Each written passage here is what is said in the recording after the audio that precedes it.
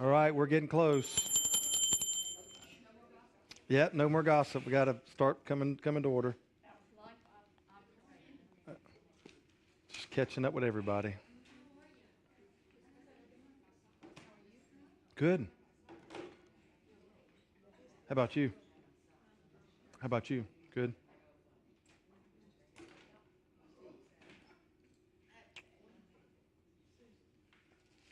Well, good morning. We've got maybe another minute, but we're going to be getting close here soon.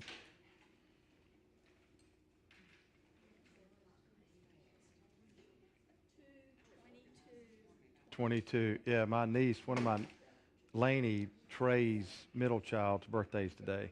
So 2/22/22. So a couple of announcements before we begin, and this will just kind of help me with a few things.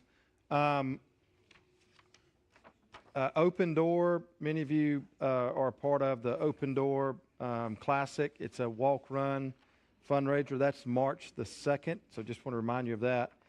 And then this coming next Friday is, not this Friday, but next Friday, March the 5th, is the Abundant Life celebration for Wesley Glenn.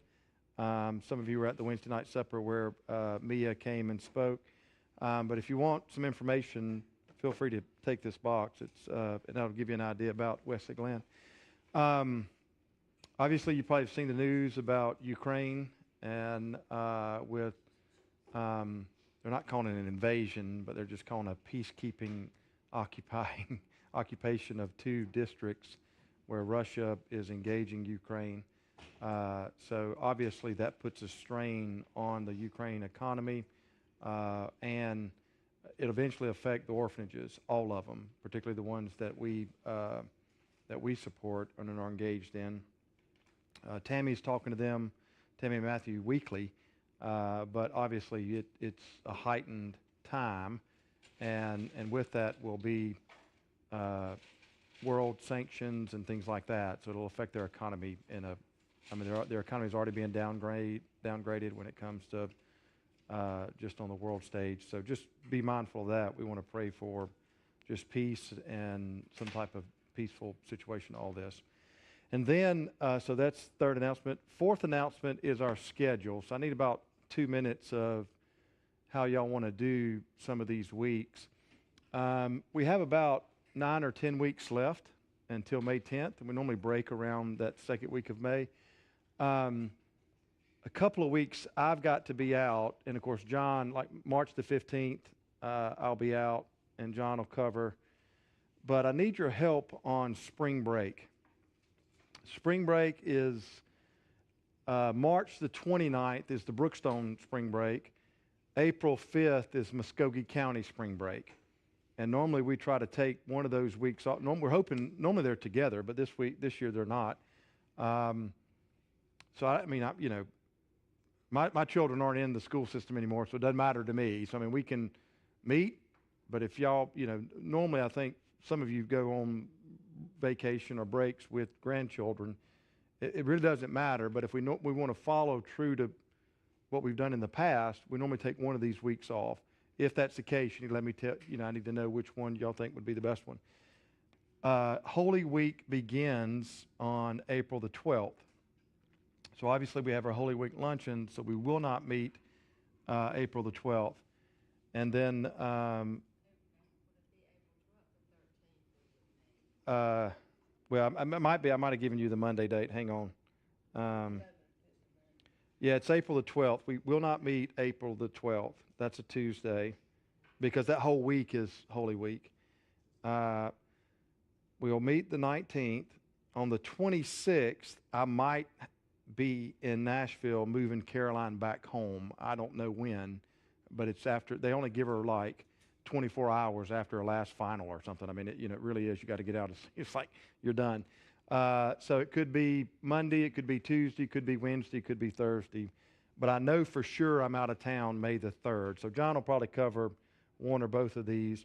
And then maybe May 10th, we could have our luncheon as a group. So, obviously we'll send these out multiple times through Kathy. Does it matter here for spring break for y'all? All right, so we'll just plan to meet then. Unless you tell me no. So, all right. Yeah, so Holy Week, we'll have the Holy Week luncheon. So there's not Bible studies during the day, because we're, and we'll probably, it's been a while since we did the, sort of like the prayer path. So we might put that back up. If people want to engage in that, we can. Yeah, but the week of April, Holy Week begins Palm Sundays, April the 10th. And so from April the 11th to April the 14th, we're on a Holy Week schedule. And we'll have our Maundy Thursday service. Next Wednesday, March the 2nd, we'll have an Ash Wednesday service after supper. That begins Lent for us. So, but anyways. So there'll be a couple of weeks I'll have to be out, and maybe John, I'm pretty sure, will cover. And then if we need to adjust on other things, we will. But probably look to end maybe May 10th. If we get further along, then maybe May 3rd. What I don't want to do is finish a book and only have like 1 week or 2 weeks to start something new. So we're going to do chapter 5 today, or at least part of chapter 5 of 1 Timothy. 1 Timothy has 6 books, so we'll have chapter 6 that we'll have to deal with. And then 2 Timothy, I think, has 4 chapters. So, we're sitting on about, 6 chapters? And if most of the time I don't do a single chapter in one setting. So, that's about 10 weeks, 10 to 11 weeks. So we'll get close to it. And then April the 19th, that's a normal meeting. Yeah, nothing fancy there. The ones that have anything on there, either I need your help or it involves my calendar. So, but I know I'm out this week because I'm out of town Monday to Friday. I know I'm out this week. This is my kids' spring break. So we'll be gone my family will be gone that time. So it's actually the first time in like 6 years that my children's spring break doesn't line up with Holy Week. So they've already informed me that we were going to the beach, and that I was supposed to make sure that was going to happen. And so, yeah, well, they want me to go, I'm not sure they want to go with me, so, yeah, that's exactly what it is. It's, hey, Dad, can you go ahead and reserve us a place? And we want to eat here and do this, and we're going to take some friends, and you can just kind of do whatever you want, so. Yes, exactly right, yeah. No sympathy from this crowd, right? Yeah, so, yeah.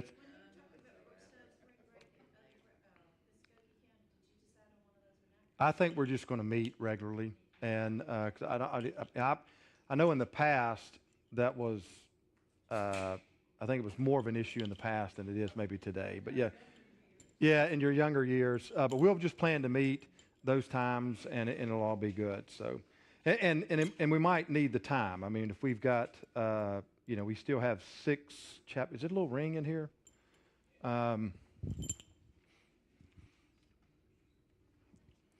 We have 6 chapters left. Is that better? Yeah, we have 6 chapters left, and so even if we did half a chapter roughly for each session, that'll get us to May the 10th, or pretty close to it. All right, well, good deal. So any other announcements? The prayer, there should be a sheet of paper going around, prayer pad. If you're at home, look for an email from Betty Hips, or it'll be Elizabeth Hips. You can write down any prayer requests that you might have, send it back to Betty. Betty will compile it, and then she'll send it out tomorrow, is what she normally does. So, all right. And if you're at home, if there's something that happens, maybe a comment or a question, go ahead and ask it down in the right-hand corner of your screen. It'll take about 1.5 to 2 minutes to eventually get back to us. But Teresa's in the AV room, and she'll make sure it gets to me at some point. So, all right, all good? All right, well, let's pray, and we'll begin. Lord, as we gather in your name for this, we are grateful for a time to study, a time to be together. And as always, what we ask, Lord, is for not just the knowledge of the text, but we want the knowledge to be applied to our life in such a way that brings about change. So in order for that to happen, we need to participate with your Holy Spirit. So that's what we want, and that's what we pray for. At the same time, we're mindful of the world situation, particularly what's going on in Ukraine. At this time, we pray for peace. We pray for safety for all parties involved. We obviously pray for the children that will be the orphans that will be affected the most as their society and economy is tightened and maybe even crippled. So watch over them, oh God, we pray. And we pray this in your name. Amen. All right, so we are in 1 Timothy chapter 5. We ended last week where there was Paul. We ended talking about ordination, and there are just a handful of passages that show up in the New Testament that use this idea of laying on of hands. Some of them are in the book of Acts, obviously here in 1 Timothy. We do know that something like that happened. What we don't know is what it looked like, what were the ins and outs of it, and so what has happened over time is really it becomes more denominational. Different denominations approach ordination differently. Some of them that are, and a lot of it's just tied to how their polity or their organization, their structure is set up.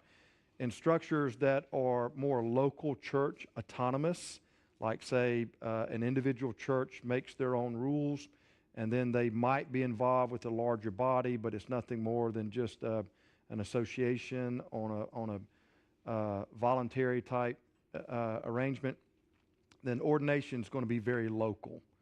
Our Baptist brothers and sisters, they ordain inside of just their local church. The denominations that are more that are tied to a different structure where it's more connectional, say Methodist, Episcopal, Catholic, things like that. It's going to have a larger body that either is a part of it or determines credibility and what have you. But there was ordination in some form or fashion. We just don't know what it looked like inside the early church. Around the 200s, 300s, 400s, it starts to take a little more structure with it. In the beginning, it was oral tradition, and normally where one leader named another one. Paul named Timothy to be the leader in Ephesus, so there was a number of those that took place over time. All right, any questions about last week? Well, let's jump in, and if you're following, this is going to be the breakdown that we follow just with the train of thoughts. these two could probably go together because it's similar topic. You're dealing with widows, and what Paul is fleshing some of that out. This is a reoccurring theme.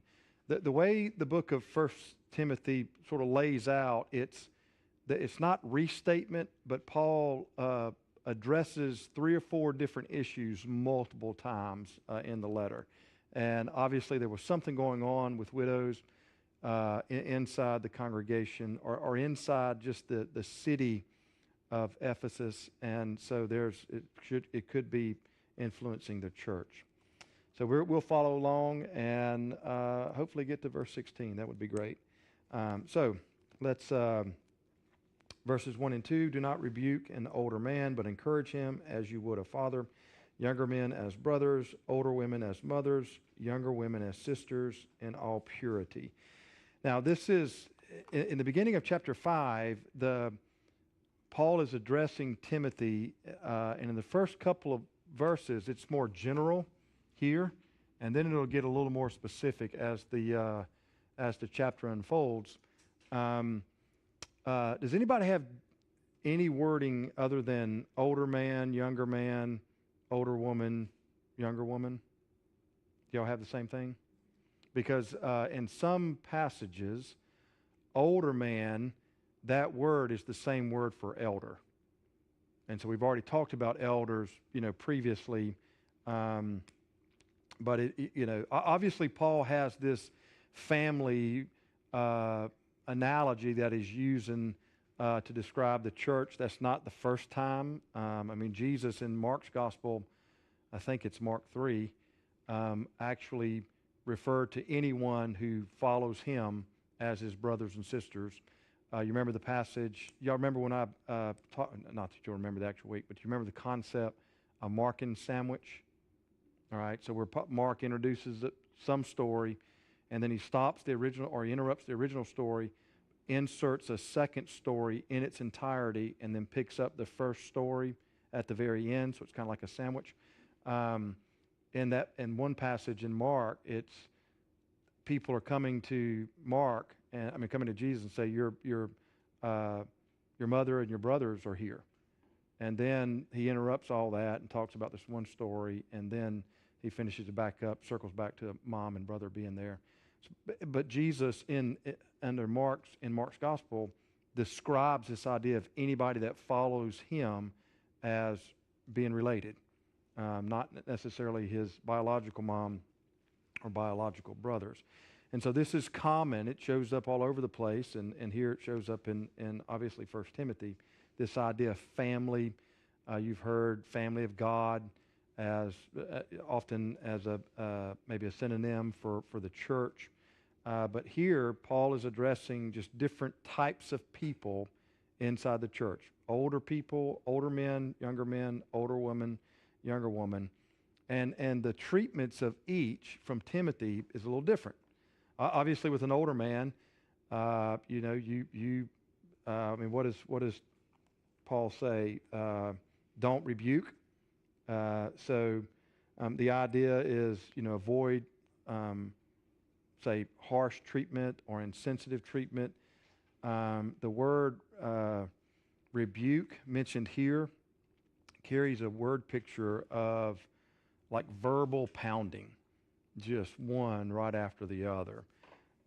With younger men, you treat them as equals to extort them, to lift them up. Be kinder in your approach. Don't Timothy being a young person, young person to young person. Obviously, you want to avoid some type of pompous or arrogant type treatment. Older women, be respectful as mothers. Younger women, treat as sisters. With the ideas that somehow in the treatment of all this, it builds up in the faith and some type of purity. If you were to look at this on just two broad strokes, Timothy's treatment to people would be do no harm and do good, and to sort of sift out if you can only do one thing, do no harm. If you can do two things, then do no harm and do good.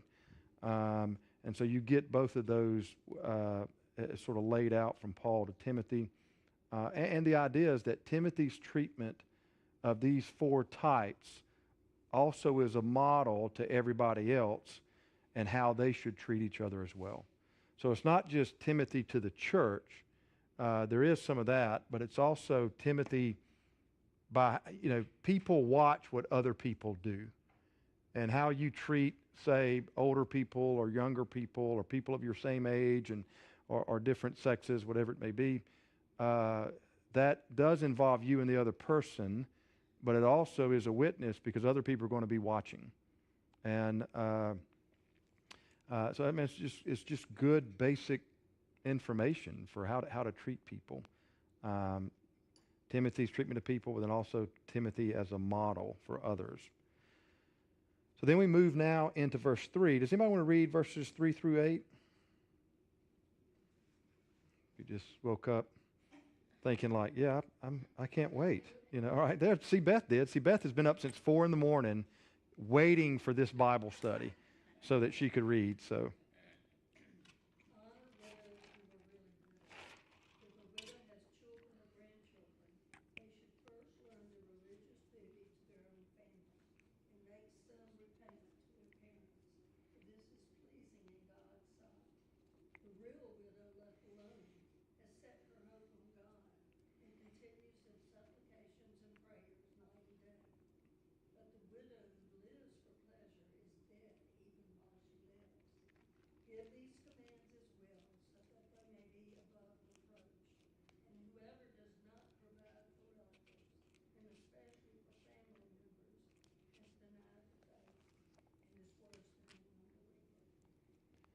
All right, so we've got what I would call where Paul is defining, say, a genuine widow, and there's some qualifications for that.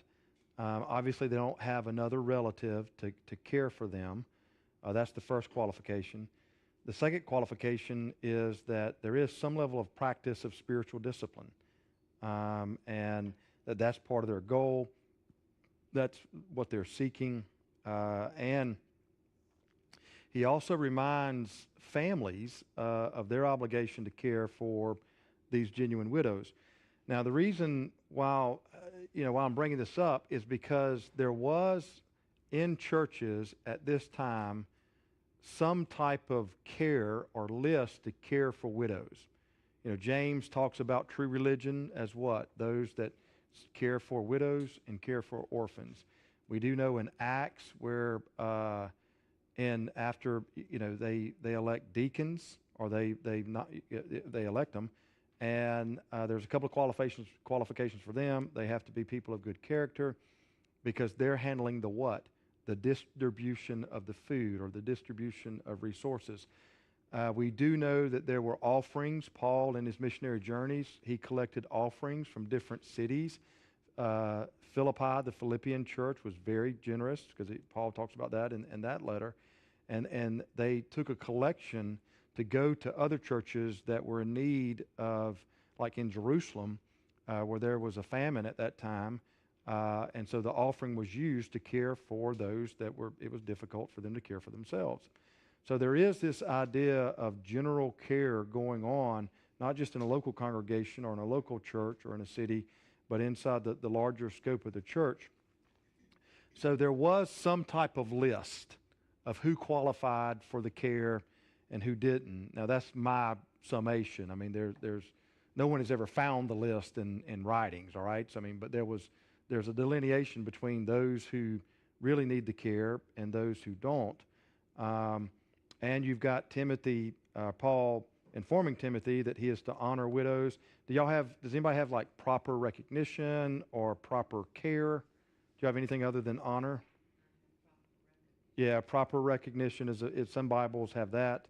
And that could mean financial support and financial care in some form or fashion. Notice that in verse 4, though, if a widow has children or grandchildren, then pretty much don't qualify. And that not necessarily, a widow in the sense that Paul is describing it. And the idea is that perhaps family could care for her in some form or fashion. And that, I mean, Paul gives three semi measures of encouragement that, a family will support widows because it was a sign of piety and godliness. They'll support widows in some form as a repayment for the widow's care for them when they were younger. And then support the care for the older widows because it's pleasing to God. You see that in verse 4. If you have your Bibles, turn to Matthew chapter 15, Matthew 15. And look at verses 4 through 6. And I'll read this. I'm actually going to pick it up in verse 1. So if you're looking at home, Teresa's probably got just 4 through 6. I'll get to that in just a second. Then Pharisees and scribes came to Jesus from Jerusalem and said, "Why do your disciples break the tradition of the elders, for they do not wash their hands when they eat?" He answered them, "And why do you break the commandment of God for the sake of your traditions?" Now this begins verse 4. "For God commanded what? Honor your father and your mother, and whoever reviles father or mother must surely die. But you say, if anyone tells his father or his mother, what you would have gained from me is given to God." By that, what Jesus is talking about is care for them. That when their children or grandchildren do not care for the widow or care for the mother and father, but what they do is they set it aside to say, "I can't because I'm giving it to God." This is what Jesus is critiquing. Verse 5, "But you say, if anyone tells his father or mother, what you would have gained from me is given to God, he need not honor his father. So for the sake of your traditions, you have made void the word of God." And then he goes on and he quotes Isaiah.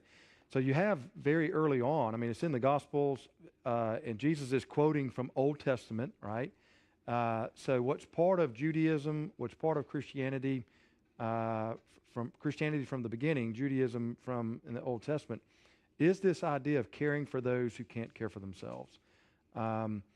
Hospitality in Judaism, when a person does not show hospitality in Judaism, that is a huge no-no.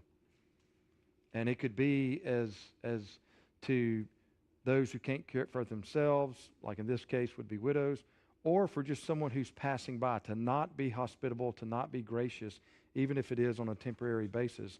That was seen as a core aspect of their faith. And so to not do that, you're really not moving, swimming in the current of God. And it shows up here in the early church. So again, this is in the early 60s that Paul wrote this. So, the church has been around probably for, maybe a decade, maybe a little bit less than that. But woven into the structure of this is that they are to care for each other. And if someone is in need and cannot care for themselves, then obviously the community was charged with helping and caring for them. And so there was some aspect of a list, is what most believe, of who qualified and who didn't. Verse 5 is when Paul talks about true, what I would call the genuine or the true widows. They're left all alone. So obviously there's no one to support, no source of income. And this is in a time where, men still had all the power for the most part. It's not quite as bad as in Old Testament. Under Roman rule and law, women had some level of status, but not on the same level as a man. And so income still was mostly tied through the male, whether it be the dad or the husband. It's starting to change a little bit, but it's still not to where it is like in today's time. And you have this idea of hope in verse 5, which is interesting. So look back, we're back now in 1 Timothy 5:5. "She who is truly a widow, left all alone, has set her hope on God." Now that word hope is in the perfect tense. And so whenever you see the perfect tense in that, you can't see it in English because it's not a tense that we have. But in the Greek, any person that's looking in the Greek, when they see the perfect tense, they want to stop. Because that is a unique tense where it's a past action, but it has a continual effect that goes on and on and on and on and on. So like a perfect tense, maybe the best example is where Jesus is on the cross and he says, "It is finished." That's one Greek word for finish. So it's a past action, but the effects of that action happens every single day. So in our time, we would say, well, it's a past action, it's completed, it's over and done with, and it's in the past. But in the Greek, you can do something in the past, but it never goes away. It's always rolling forward every single day. And this idea of hope is where someone has put their hope in God, but it's a past action. They have hoped in God, and yet they're hoping in God every single moment going forward. And so this gives you some insight into at least spirituality or some level of faith with some of the widows. And they're a woman of prayer. He also mentions that in verse 5. Maybe the best example there would be Luke 2. Anna, she's a widow. She's at the temple every day, and she's what we know about her from Luke's gospel is she was a person of prayer. Now, verse 5 gives you insight into the true or genuine widows. Verse 6 is a contrast, because now you don't have a genuine widow or a true widow. You have what? Well, 40 person. Yeah, we have a married. We'll call her a married widow. How about that? So Merry, a married widow, and obviously, in verse 5 there are these spiritual qualities of a true widow, and then now you've got different qualities. She's self-indulgent, right? So what do we got on her, or that type of person? What do you have in verse 6? Lives for pleasure. He doesn't describe what that means, so we get a little bit into that later on, but obviously lives for pleasure and comfort in some form or fashion. And what Paul does, he describes this type of person as physically alive but spiritually dead. And in Paul's mind, what he's telling Timothy is that the implications for this type of widow doesn't get on the list for support, for various reasons. But that there should not be a claim of some level of church support or support from the community. Then verse 7, obviously, we move now to where it's a command, right? Command these things as well, so that they may be without reproach if anyone does not provide for his relatives or her relatives, still his in this world, especially for members of his household. He has denied the faith and is worse than an unbeliever. So you see as some aspect in the early church, at least in Ephesians, all right, and in Ephesus. So Ephesians, that letter, and Timothy, they go together because it's the same church. There is this responsibility to care for others, particularly those that are in family. Now, I don't think any of us would argue with that, right? I mean, I think that's probably something we'd, that's very reasonable. How they care in our society is different. All right, so I mean, there are programs and things that are set up, organizations set up to give good care. All right, so what we don't want to do is read this passage and think, it's my responsibility to care for my parents or my grandparents, whatever it may be, as if sometimes caring could be as acknowledging you can't do certain things and you need some help. And by getting help, specialists, whatever,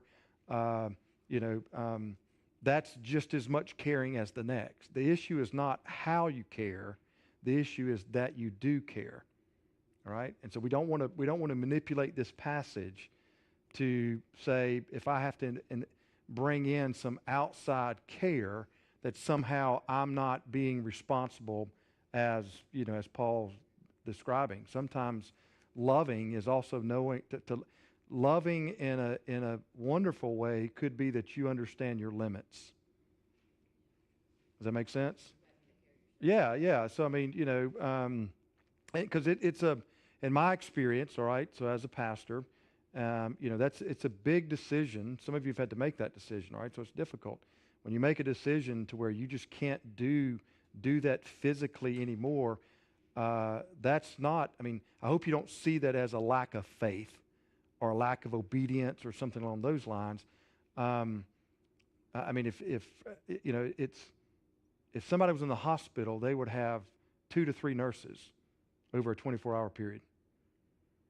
All right. So, but if you want to be nurse and cook and everything else that goes along with that, even if they were in someplace else, they would have a team. The idea for one person to do that, they might be able to. All right. So this is not an either or, but it's also not a both and. And so caring for someone else, the issue again is not how we care.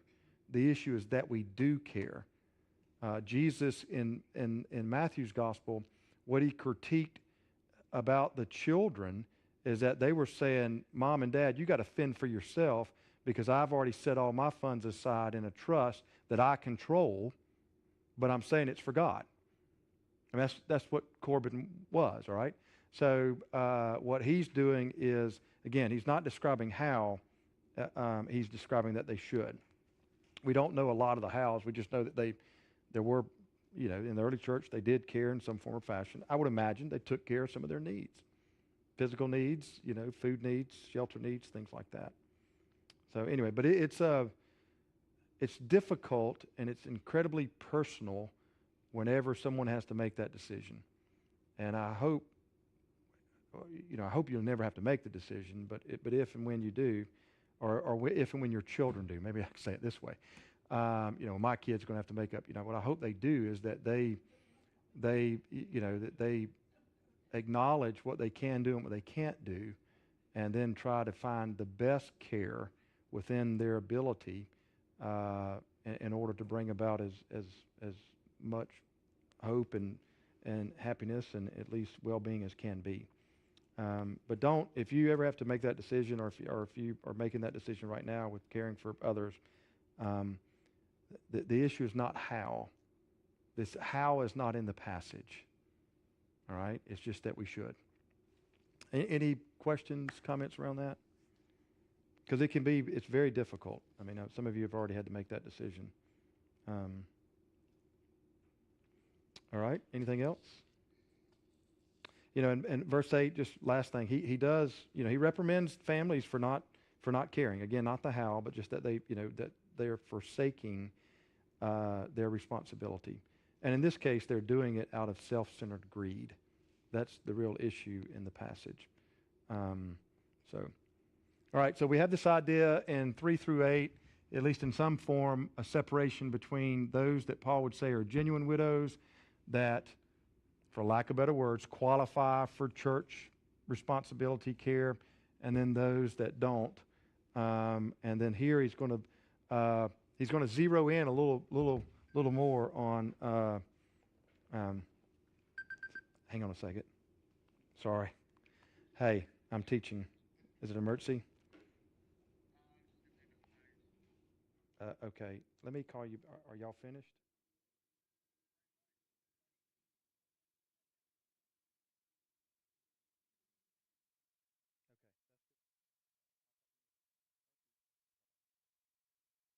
Caroline's in town she has to go to a doctor's appointment, and so Connor's.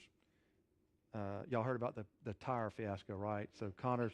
So a couple of weeks ago, we spent the weekend in Atlanta. Brooke and I came home on Saturday for Sunday. But when their cars were brought forward at the hotel from the valet, Caroline had a big nail in her tire, and she was supposed to go to Nashville.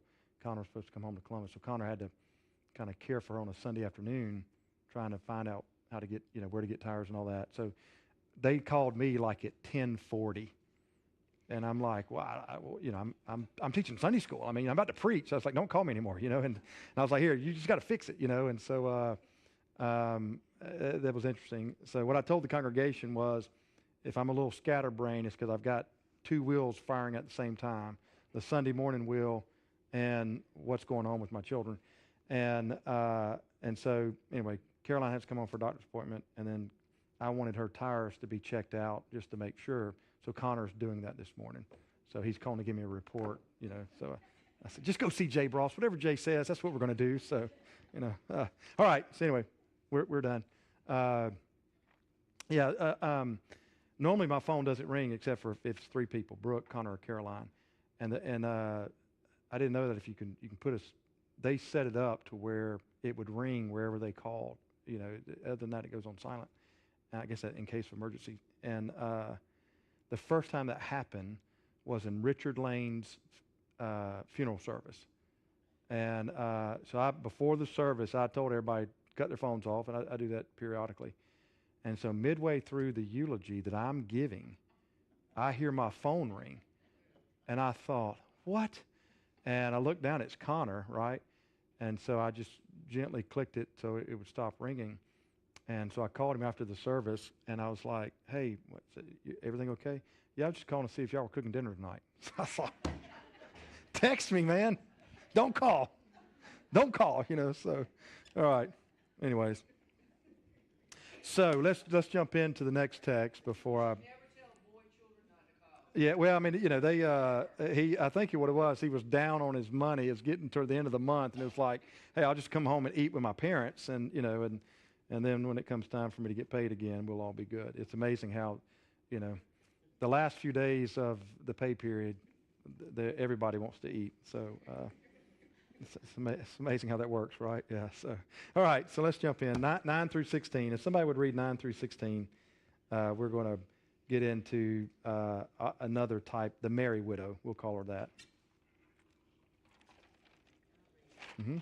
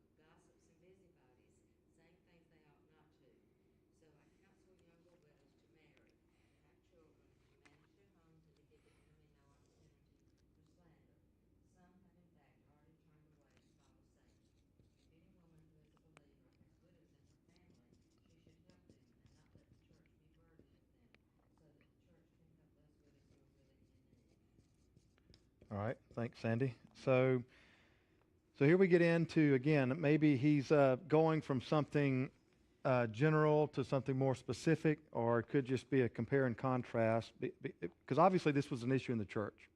I think it's the second time in the passage that Paul is addressed, in the letter that he's addressed this, and so it was a concern or something going on.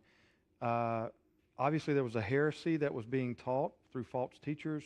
What most biblical scholars believe, and I think they're accurate on this, is that the teachers were preying on the younger widows more than anything else, and that was a way that it was either would promote the teacher or some form or fashion. So that's sort of what most people believe gives you some contextual information what's going on in the church.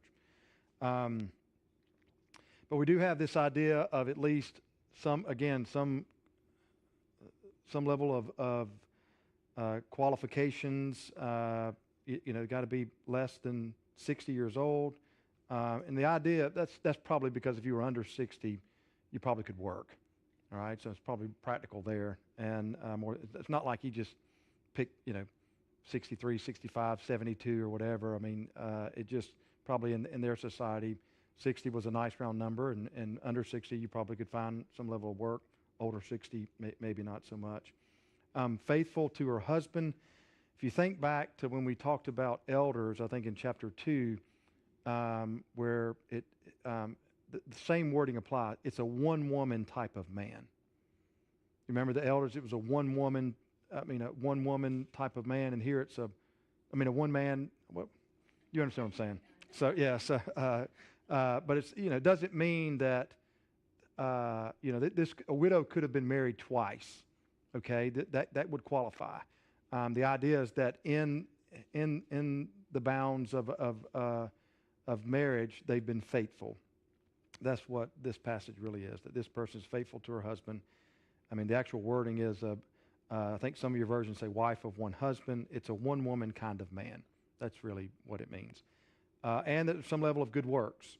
Now, I don't know if this is literal. Wash the feet of the saints, helping those in trouble, some type of good deeds. The idea of washing the feet of the saint probably is they're humble. There's levels of humility and hospitality. Again, they're core components of Judaism, core components of Christianity. But that gives you some idea of what this person is.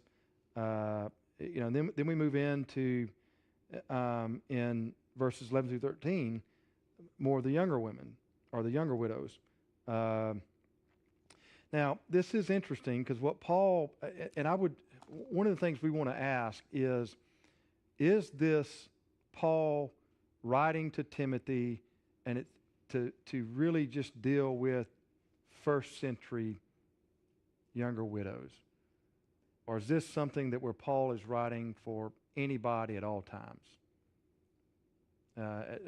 Because Paul's thought, and it's not just here, it shows up in 1 Corinthians 7 as well, is that for younger widows, if they can remain celibate, then that's up to them. That would be a higher calling in Paul's mind. If they can't, Paul says you need to get married. I think it's 1 Corinthians 7 around verse maybe 15 or 16, somewhere in the neighborhood. But it's the same teaching there, is that if they could remarry and they desired to remarry, then obviously that desire might outweigh a desire to be of service to Christ or the church or whatever it may be. So there in Paul's mind, it's almost like it's caution. If you want to remain celibate, that's fine. You're young, or if you want to remarry, that's fine. You don't want to get in trouble. That's really what he would be saying. Because he does call out some, verse 13, for their behavior. In some form, it's a distraction, or maybe even some would even go so far as to say maybe disgraceful to the faith. And you see aspects of that. So look at verse 13. So beside that, they learn to be what? So we have idlers. What else? Lazy, going about from house to house. And not only idlers or lazy, but what? Yeah, gossiping and busybodies. So there you get some insight into what the real problem is. The real problem is not so much you're pinging your phone. Yeah. What the real problem is that it's not their age, the fact that they're young and they're widowed. It's what's really going on, and so in Paul's mind, and this is where we'd have to say, is this contextual to this period, or is it apply all throughout time? That there is this.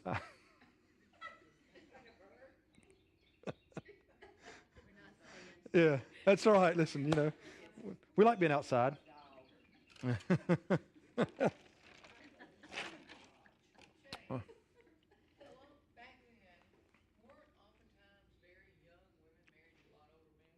Oh yeah, very much so.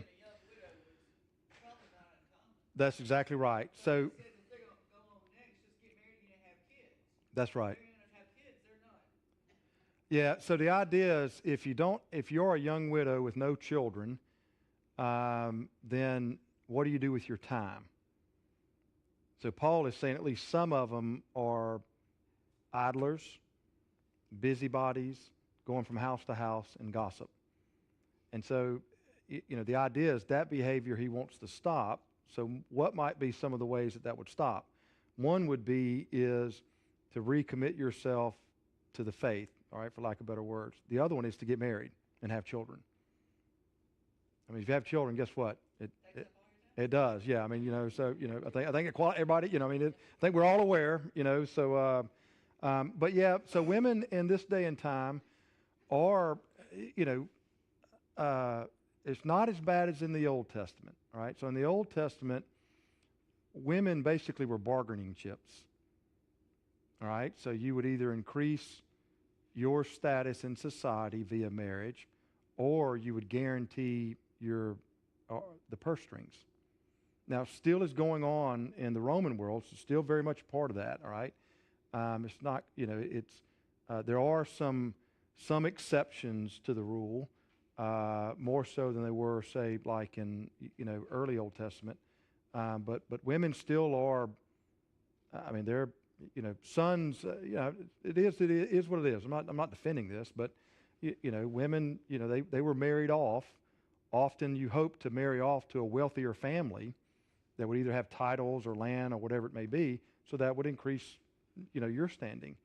And so you're right. It wasn't uncommon for a young woman, 13, 14, 15, 16, would be prime marrying age, to be married to a man that might be 35, 40, 50, or even 60. So the odds are he's probably going to die before she does. And so then you've got a younger woman, that could have children if she wanted, could get married again, So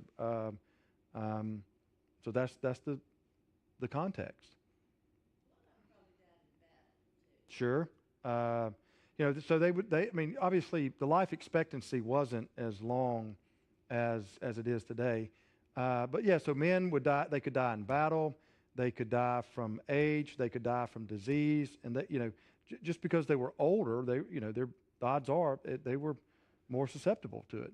And for a woman, death in childbirth was probably the largest.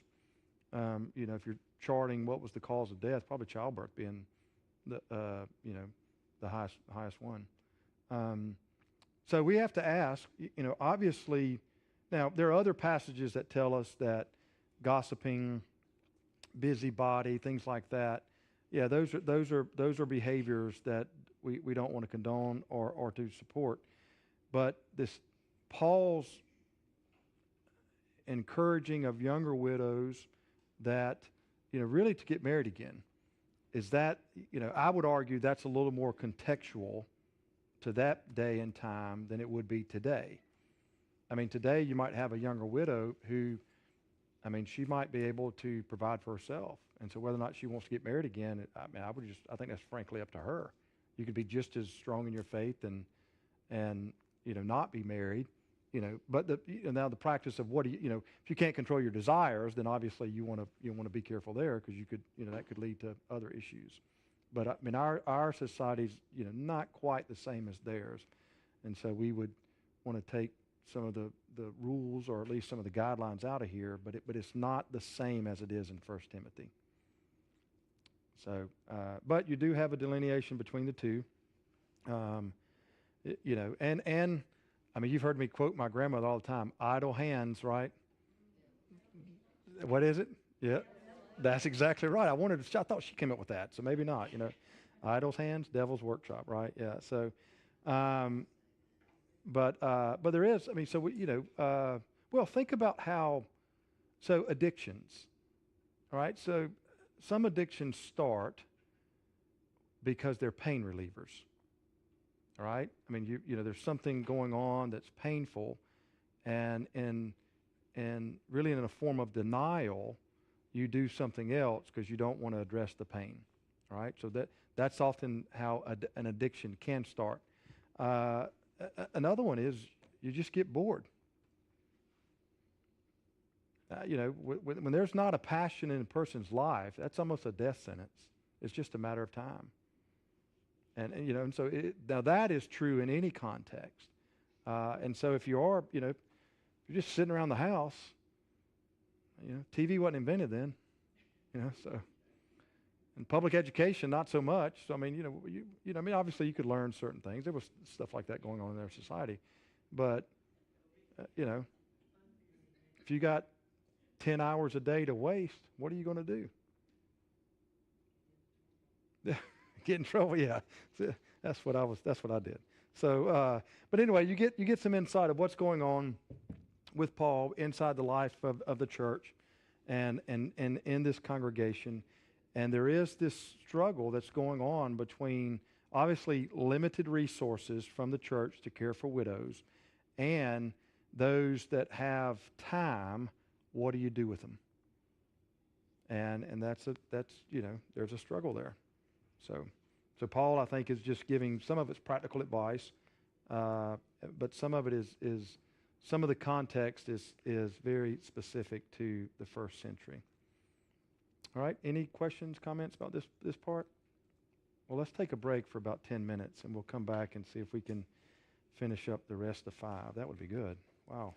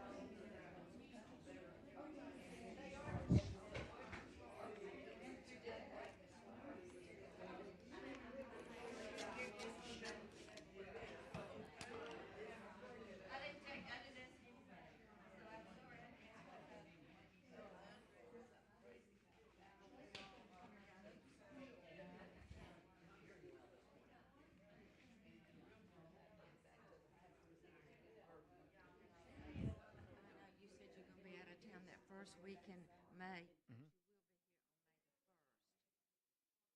But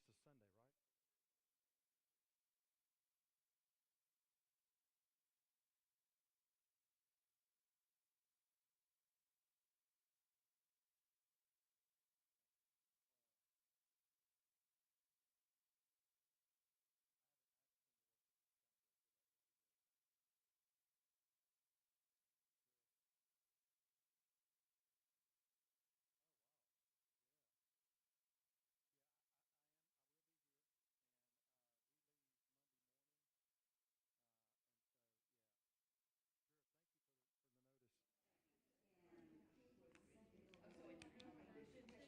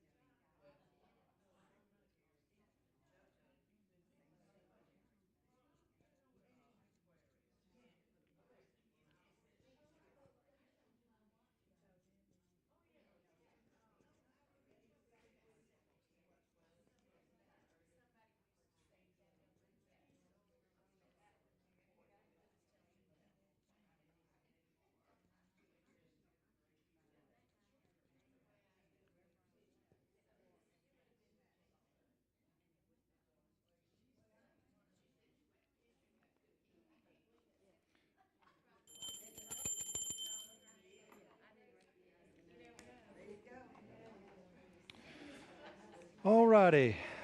So we'll go ahead and find our places again. This is just far enough away to where I can almost read it, and it's yeah, it's exactly right. Oh my, so I've gotten to the point now where Brooke and I have to wear them to see our food when we eat. If not, the plate looks blurry, and it's because if you're sitting like this, depending on how close you are to the table, can't see it. But if we sit back, we can. And that's exactly right. Yeah. So it's oh no, here we go. Oh gosh, yeah. Well, it's the food's the food, but it does. I definitely want to see what I'm eating and cutting and whatnot. Just an announcement. I found this. This was sitting outside of Kathy's office. This was in the parking lot after the 11 a.m. service on January the 16th. So if you've lost, looks like maybe a pendant or a brooch or something, yeah. So just know that we have it. All right. Well, let's jump back into the text. We'll be able to hopefully wrap up or come close to the last little part. So the last part of the chapter. Now Paul is leaving. He's left, or he's leaving in the letter information around widows, and now he's going to start addressing leaders again. And this is a topic I think this is the third time he's addressing leaders. So we'll kind of jump in, and because you have in the passage elder, overseer, deacon, those words again. So if somebody would read for us verses 17 through 25. All right.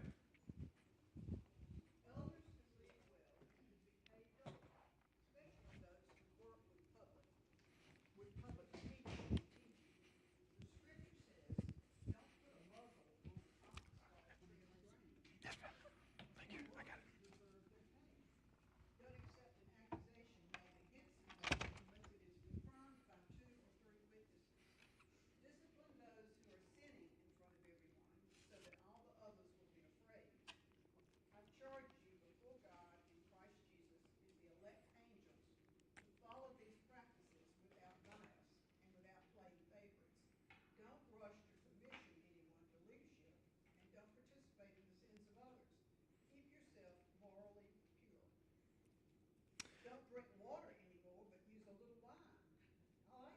Yeah.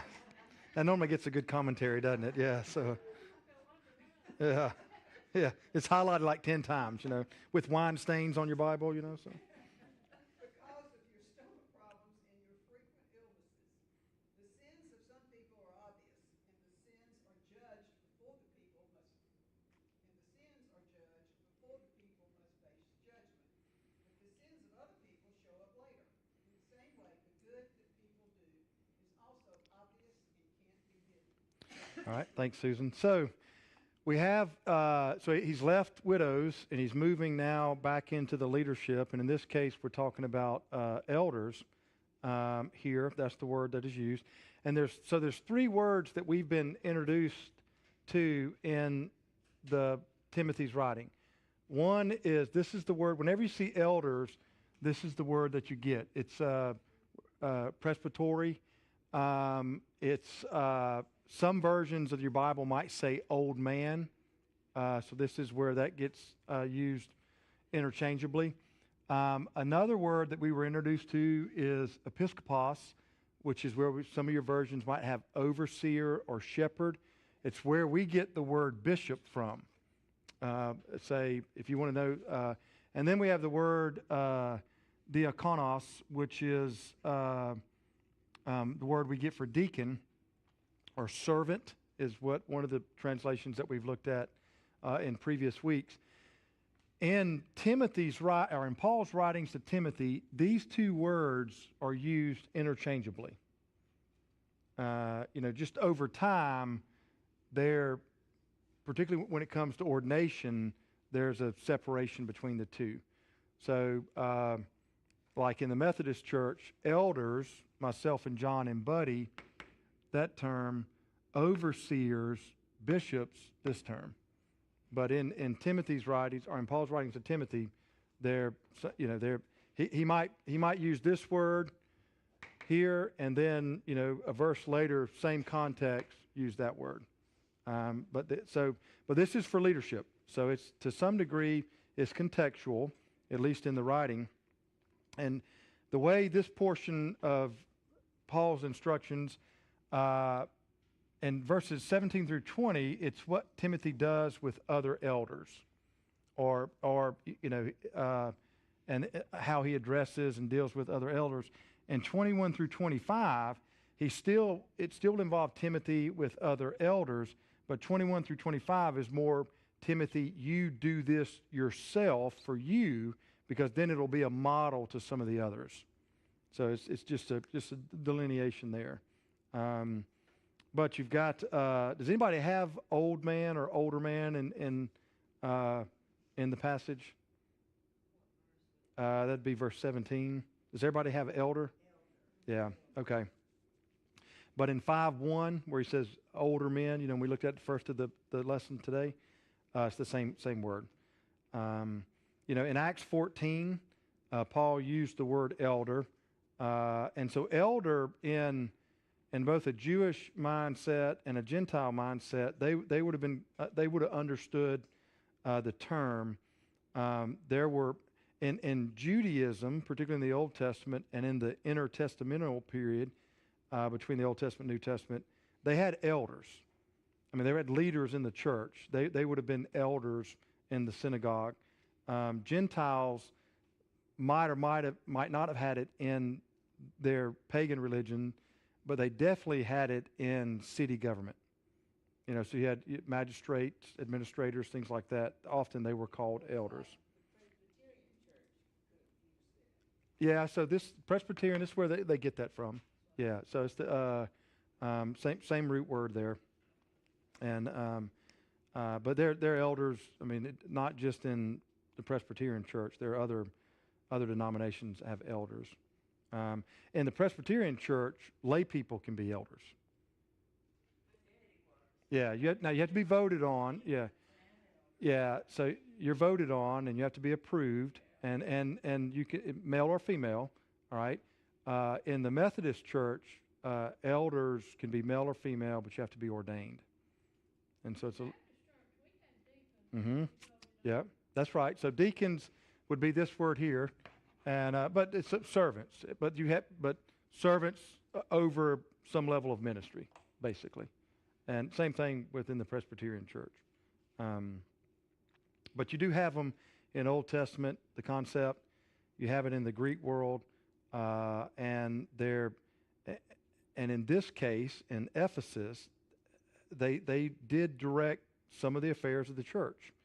They had leadership positions, had supervisory positions, and Paul and Timothy's relation to those type of persons was not to be sort of dictator to servant as much as it's to be sort of like a gracious parent interacting with each other. You got this? Does anybody have double honor in verse 17? Yeah, what's that? What's the double honor? Yep. So there is some level of financial payment, and what most believe, and I would agree with this, it's some level of financial payment with respect. That would be a double honor. But the pay is mentioned in some form or fashion. You also have that in 2 Corinthians chapter 11, Galatians chapter 6. And then you get this nice little quote from Deuteronomy in verse 18, Deuteronomy 25, about don't muzzle an ox. You ever wonder what that is?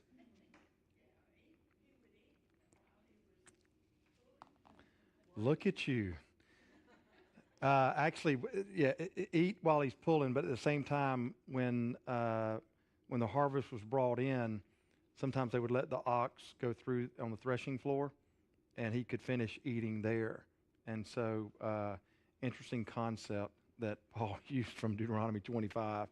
And the proper treatment of a pastor, or an elder. Don't muzzle the ox. I don't know how I feel about being called an ox, but the idea is that there's some level of concern and care. The unmuzzled ox could bite or eat while he's moving across the floor. The laborers deserve to be paid. Did your Bible have that? Verse 18. Say what now?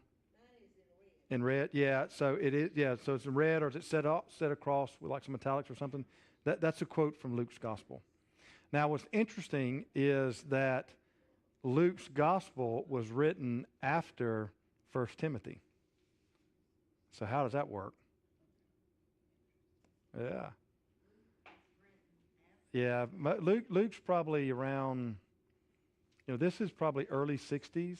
Luke is probably 5 to 8 years after. And what most believe is that there was a collection of the sayings of Jesus that the gospel writers used. Like a scribe would write, it was assumed that was in the early church. And remember, Luke is the one who studies and gathers the material to then write the gospel. And because Luke was not an eyewitness of Jesus. So his sources were Paul and Peter and what we call Q. Yeah, have you ever heard of that? Q? Yeah, so basically, if you, in biblical studies, there's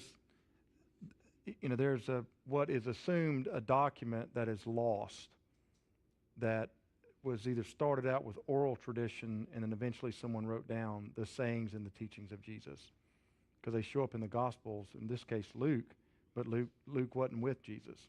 It makes sense for Peter, or for James or John, and things like that, or if someone like Matthew or Mark, who worked with Peter and with Paul to write a gospel, because they're the sources. He's got an eyewitness source. Luke, he does have an eyewitness source in Paul, and he does have some interaction with Peter, but not a lot, at least that we know of. But what most believe is that there's also another document that we just don't have, and we call it Q. Don't ask me why. So Q is the letter that comes after, and before. Q is, it's I forgot the origin of why we call it Q. It's been a long time since I took that test. But there is, there is a thought that there was some teachings of Jesus. And this would be one of those cases where how did Paul, Paul quotes it here. It shows up in Luke's gospel, but Luke, for the most part, is written after Paul wrote 1 Timothy. So you have to say, okay, maybe Paul just knew it, and it could be that, or that Paul, also had access to that same source.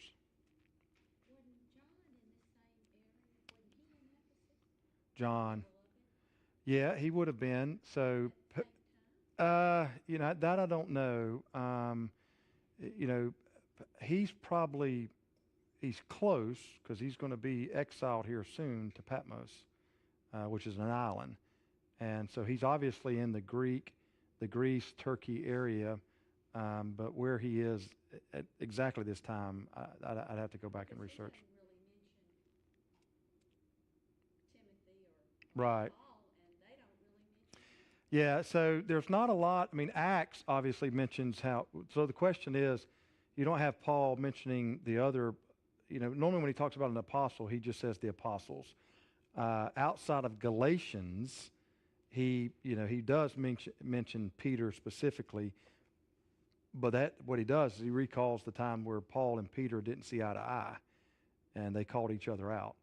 But most of the time, when other apostles are writing and they mention another apostle, they just say the apostles, or the witnesses of Jesus. You might have them, they might mention like your brother James or something, but they don't do, there's not like, oh yeah, how's Becky doing? You know what I'm saying? Or how, you just don't have, that just didn't show up often inside the New Testament. And it's not to omit it. It's not part of how they write. And so some of it is just the type of communication that they're doing. Here Paul is writing to Timothy for something very specific. It is dealing with the church in Ephesus at a certain time with a certain issue. And so he's addressing it head on. And actually, and a lot of it has to do with leadership. And so, for the most part, leadership, respect, have compassion, own levels of responsibility, and however they however they are to manifest themselves. Verse 19, there is a call for discipline, or discipline. It's and you get some level of guidelines that you got to have a couple of witnesses, and that's just for protection. Paul didn't come up with this. This is the same thing that's been around in the Old Testament for a long time. That if there's an accusation or something against an elder, either something they did or about their character, there has to be multiple sources. And multiple sources to the same event. If not, then, how do you know you're not getting triangled in? Now, Paul wouldn't call triangled, but y'all know what triangles are? Ever mentioned those before? Triangles are where, let's say, Shane, we'll say John, and then Tim. So let's just say Shane and John aren't seeing eye to eye, and so what Shane does is try to triangle Tim in to make John see it my way, or vice versa. So, and this happens all the time, and anytime there's organizations or relationships, this is going to happen. In families, all right? So you might have husband and wife aren't seeing eye to eye, so they bring in the children, or it could be child and parent bring in-law. That's a common one, right? So, or child and their spouse, and in-law and mother-in-law, father-in-law, daughter-in-law, son-in-law aren't seeing eye to eye, so we'll get the son involved, or we'll get the daughter involved to make that relationship. That's a main topic in your basic self-help book. Yes, exactly right. Oh, no, it's yeah. So John hates Tim. Yep. It's really Shane's fault that Tim's involved. You're 100% right. So So you got so reflecting. yep. So good on you. So I mean, um, the reason why triangles are horrible is because it's unfair to the person that gets triangled in, to what you were acknowledging, and uh, the only way the anxiety between different people are going to rectify themselves is if those two parties deal with it. And normally it's one person that's generating the anxiety. And so what the healthy thing to do, like in this case, where you got Shane, John, and Tim, if Shane has got the anxiety and he's, putting it on John, and then the best thing for John to do is say, hey, look, man, you got to deal with this. I'll work with you, but the source of it is you. So don't leave Tim out of it. And that happens in families. It happens in any type of relationship where there's more than two people. This is a possibility. And they're very common, and which is why secrets are horrible in families. All right? And the reason why secrets are horrible is because you permanently chain somebody in a triangle. Yeah, so confidentiality is not the same as secrets. Confidentiality is the people who need to know, right? Secrets are, I tell Becky something, you can never tell it to anybody else. Well, she is permanently now linked to me. And if I bring Ruth into this, now Becky is in play because of the secret. And so that's why in family therapies, they're going to try to, if they're secrets, they're going to try to get those out in the open, because that's where you get all kind of creepy crawlies happen, So, anyways, has nothing to do with our text, but to some degree, when it comes, so what Paul is advocating in verse 19 is just fair treatment. Yeah, it's no different than if it was in courts or Old Testament. If they're, you got to have multiple witnesses to verify whatever the charge is. If it's not, then it just becomes he said and he said, or he said and she said, or she said and she said, and there's no way to really deal with it. So you see this idea of Paul just giving practical advice.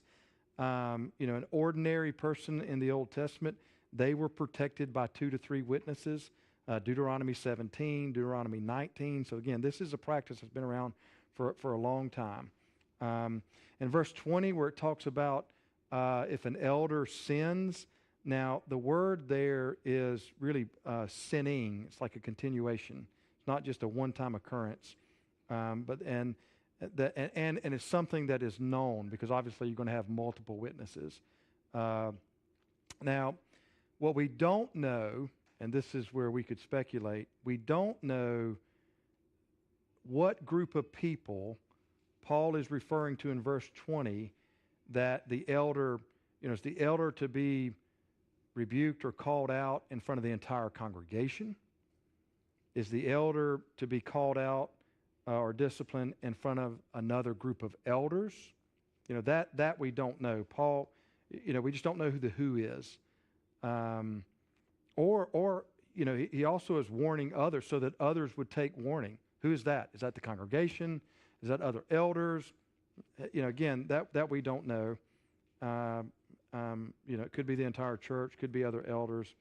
But what we can conclude is that whatever the offense is, it has to be serious, has to be important, and it has to be fair.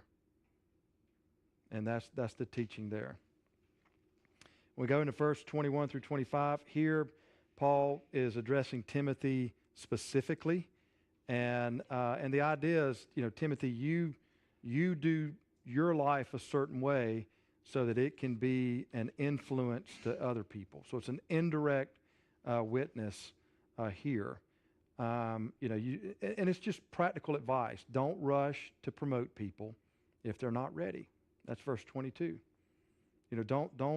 Don't approve, another person's ministry prematurely till you know that it can hold water. Timothy, you keep your life pure, in contrast to other elders who might haven't. Because purity involves purity in the New Testament has a dual meaning. it's separation from something that is immoral or impure, but it's also a single-minded purpose. Single-minded purpose. So it's not just a behavior or action, but it's also an inside heart quality as well. You got the idea of drinking wine. One of the problems in Ephesus is asceticism.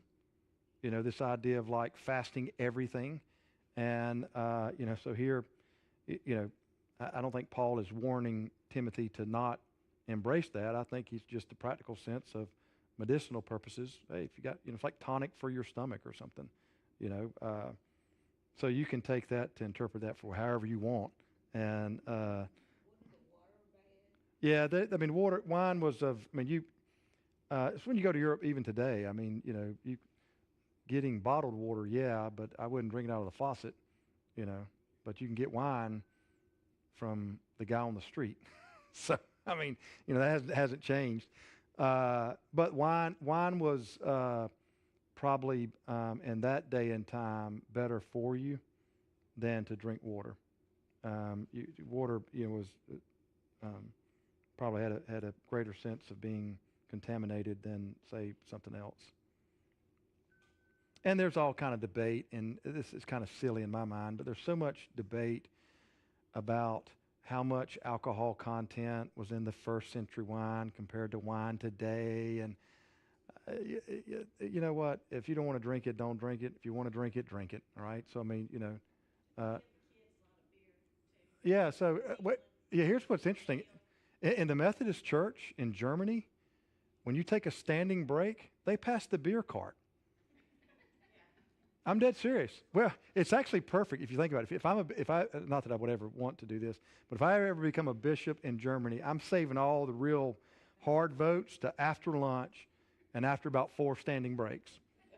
When they're full and they're snockered, man, nobody wants to argue. It's like, yeah, I'll pass it, and then let's go. I'm taking a nap. That's what I'm going to do,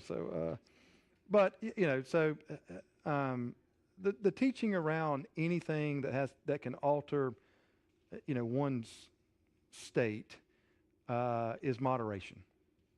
All right? So, to do something more than that and to try to justify the Bible, you got to be careful. I think you're pushing the Bible into some places that it's just not, it's not concerned with. But to each person's conscience state, they can approach that however they want. Here's the larger teaching. As a follower of Christ, you have all types of freedoms.